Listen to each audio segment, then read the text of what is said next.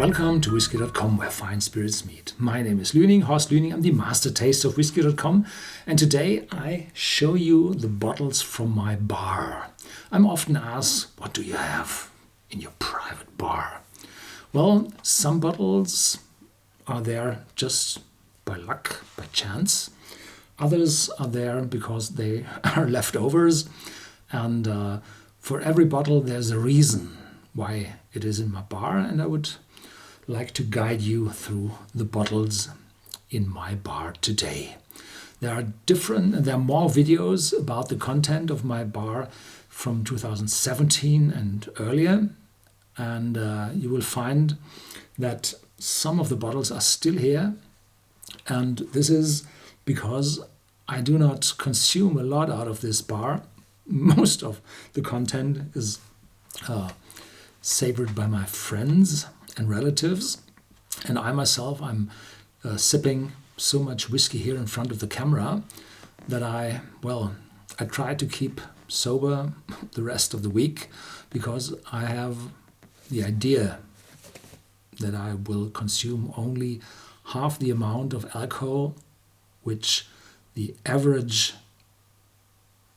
European is consuming, and if I'm staying to half of it, then the chances for alcohol-related diseases will be statistically low. This is my thought about that, and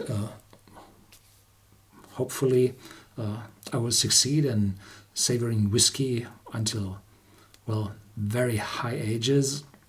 And I'm doing my very best, but my friends are always invited to join my home, and a lot of people ask how to become your friend. Sorry, full. There are too many of those questions asked. So the first one is the Benriach, 25 years, vintage 1991, and this was an exclusive for our company. This was a single cask selected by the distillery manager exclusively for us, for doing business so long with them, and it was beautifully selected, and I tasted it together with my son. You find the video as a lot of those bottles here on YouTube as well. The second one is the Glen 1993. It was added to this collection as the Benriach just a few weeks ago when I tasted this bottle first, and it's also an exclusive for us for our 25th anniversary, 1993, in the year our company was founded, and it's limited. It's not a single cask, but it's, I think, 3,000 bottles, and Glen is one of the very few distilleries able to deliver 8 casks from that vintage and still have a lot in stock. So they are privately owned, and they know that they have to produce when everybody is low on cash, and they are still producing whiskey in those times. And 1993 was just after the end of the big British recession, and they were already full in production, and now they have the stocks. The next one is one of my very, very favorite. It's a affordable bottle. It's Glenmorangie, portwood finish, called Quinta Ruban, 46% ABV, uncolored, as both other bottles before as well. And it's so well sipping and so full and intense. It's a wonderful dram for this cheap money, and in contrast to other whiskies from Glenmorangie, this one is uncolored. It's not always, it's mostly not stated on the bottles worldwide at Glenmorangie which are colored and which not. There are distilleries which never color, like Glenfarclas. Others always color, and this one is a distillery which colors some of their whiskies, but not all. And this one is not colored because the export wine casks deliver a lot of dark color to the whiskey. The next one is a local to the Ruhr Valley in Germany, and I have relatives there, and this bottle I tasted early this year, I think, early 2018, and I keep it for my relatives. When they visit, I will hand them a few drams of that. And this distillery is close to the Villa Hügel, which is the mansion of the Thyssen clan family, which was very famous in the production of steel. And they invited the emperor to their mansion, the early German emperor. So, and this distillery is just a few kilometers away from that. The next one is a very old one. I think I showed that last year as well. It's 1962, a Glen Grant, and these bottles are really, really expensive, and they had been in the cask for 40 years, 62, 2008, more than 40 years, 46 years, and every oxidization which might have taken place had taken place in this bottle. So there's no problem if some oxygen goes into the bottle and tries to oxidize this whiskey. It's already fully oxidized over the decades.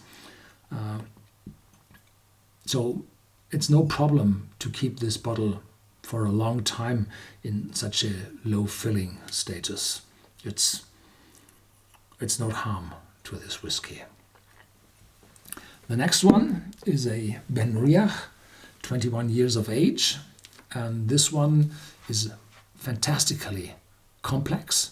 It's made out of 4 different casks, types, maturation.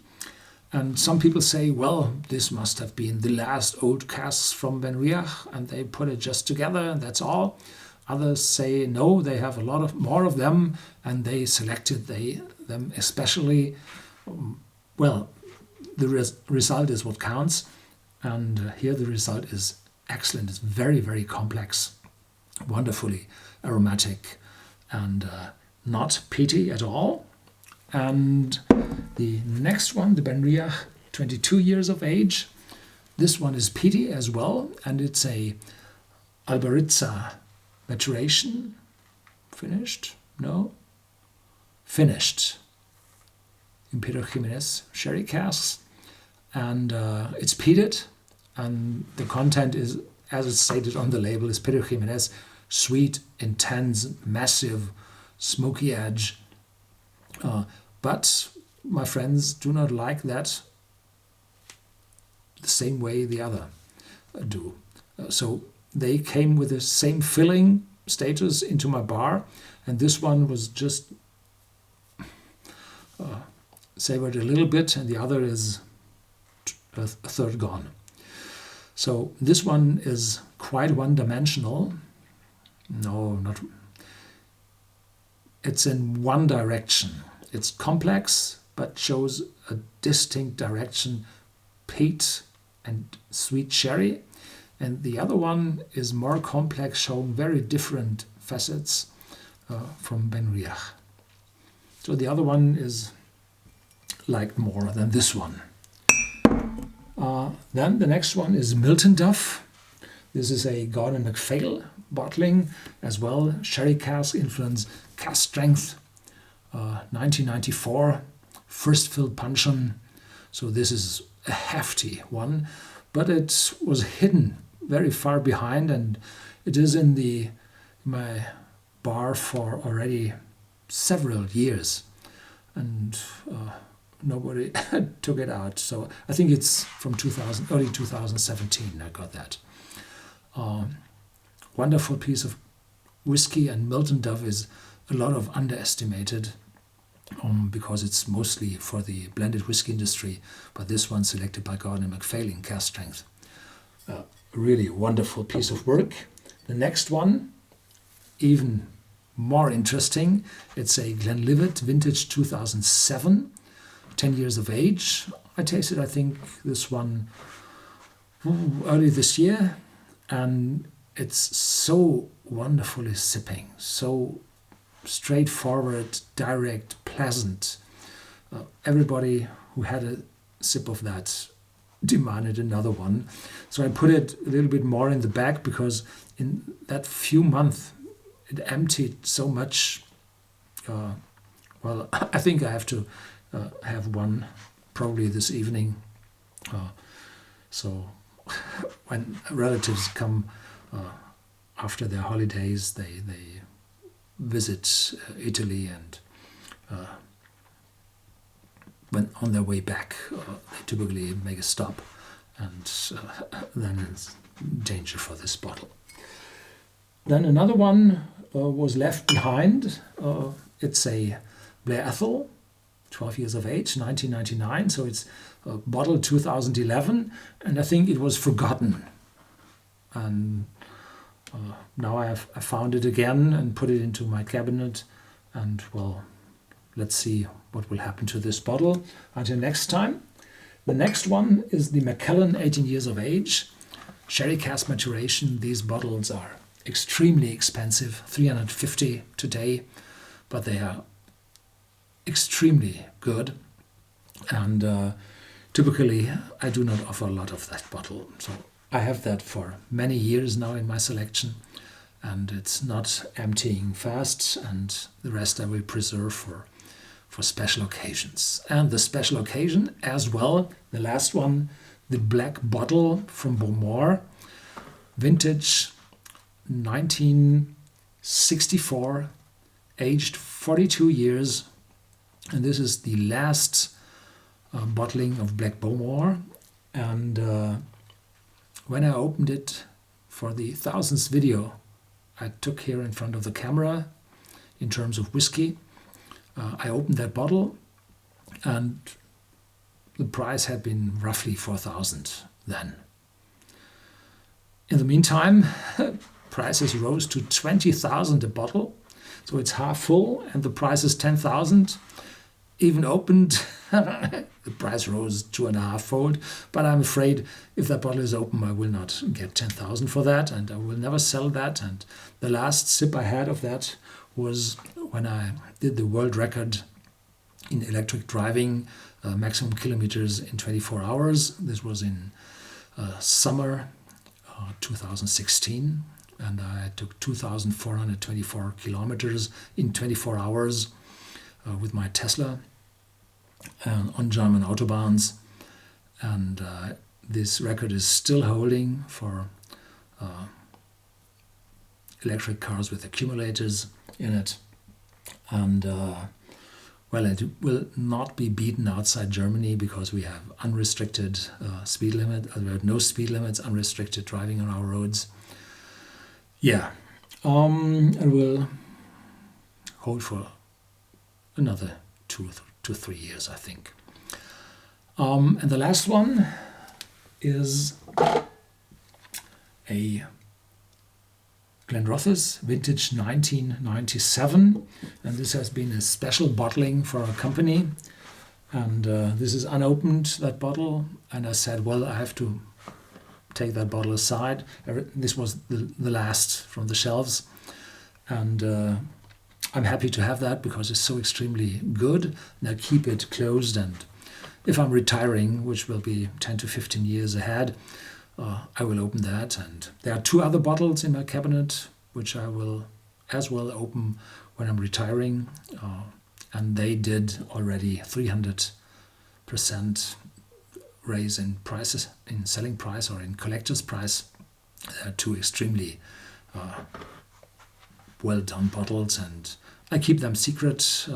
Probably one or another year I will tell you which one of those is, but there are years to come until I will open those bottles.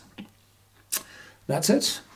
Thank you for this year looking into my bar, and next year I will repeat that, and several of those bottles will be here on the table again.